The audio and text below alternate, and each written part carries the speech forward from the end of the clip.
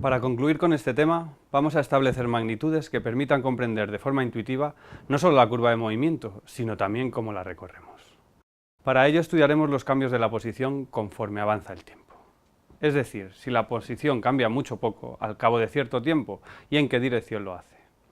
Este estudio, en última instancia, desembocará en los conceptos de velocidad y de aceleración. Consideremos dos puntos de la trayectoria de un cuerpo. En aras de determinar cuánto cambia la posición del cuerpo, podemos calcular la diferencia de dichos vectores en dos momentos particulares. Dicha diferencia da cuenta de cuánto hemos variado la posición entre tales instantes de tiempo. Si es grande, pues nos habremos alejado mucho, mientras que si el vector es pequeño, estaremos cerca del punto inicial. El vector así calculado define una recta que pasa por los dos puntos y que se denomina recta secante. Ahora bien, fijado un cambio entre dos puntos del espacio, el cuerpo puede haber tardado más o menos tiempo en realizar dicho desplazamiento, dependiendo de con qué rapidez vaya. De hecho, entre un punto y otro puede ir con ritmo variable, o hacer varios movimientos de ida y vuelta hasta alcanzar el punto final. Por lo tanto, lo que hemos calculado es un concepto promedio, que no tiene en cuenta la trayectoria específica entre los estados inicial y final, y que se denomina la velocidad media entre dos instantes. En teoría, siempre que la trayectoria sea continua, esto es sin dar saltos, y suave, esto es sin cambios bruscos de dirección, es posible calcular la velocidad media para dos instantes que distan un lapso de tiempo tan pequeño como se quiera. En la práctica, el límite lo impondrá la mínima medida de nuestro cronómetro. Al hacer más pequeño el lapso temporal, se hace más pequeña la variación.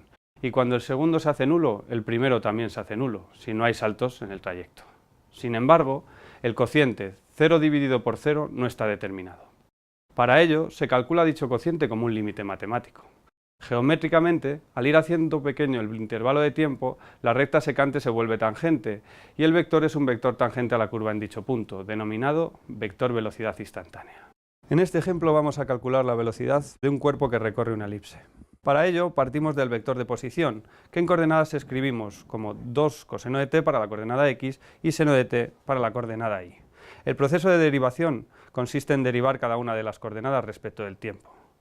Por lo tanto, la velocidad en el eje x es la variación de x respecto del tiempo, lo que es la derivada de 2 coseno de t. La derivada de 2 coseno de t es el menos 2 seno de t. En el eje y hacemos el mismo proceso. La velocidad se calcula como la variación de la posición en el eje y respecto del tiempo. En este caso será la derivada del seno, que como es bien sabido, es el coseno. Finalmente, reunimos las dos componentes de la velocidad en un vector y obtenemos que el vector velocidad es menos 2 seno de t, coseno de t. Del mismo modo, podemos comparar la velocidad de un cuerpo en dos momentos distintos de su trayectoria. Al cambio de velocidad entre dos instantes de tiempo particulares se le denomina aceleración media.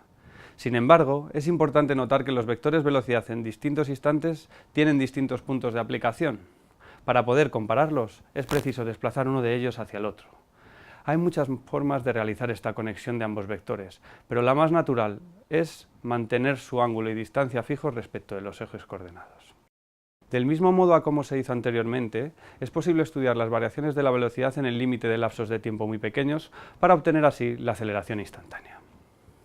Para terminar, veamos un simple diagrama en el que se relacionan unas magnitudes cinemáticas con las otras. Partiendo de la posición, es posible obtener por derivación la velocidad y del mismo modo, por derivación, la aceleración. Sin embargo, en la física newtoniana, el problema más importante es el problema inverso, dado que por lo general suelen conocerse las aceleraciones a partir de las leyes de Newton. El proceso inverso, que permite calcular la posición a partir de la aceleración, consiste en realizar dos integraciones sucesivas, donde se recuerda que la integral puede entenderse como la operación contraria a la derivada.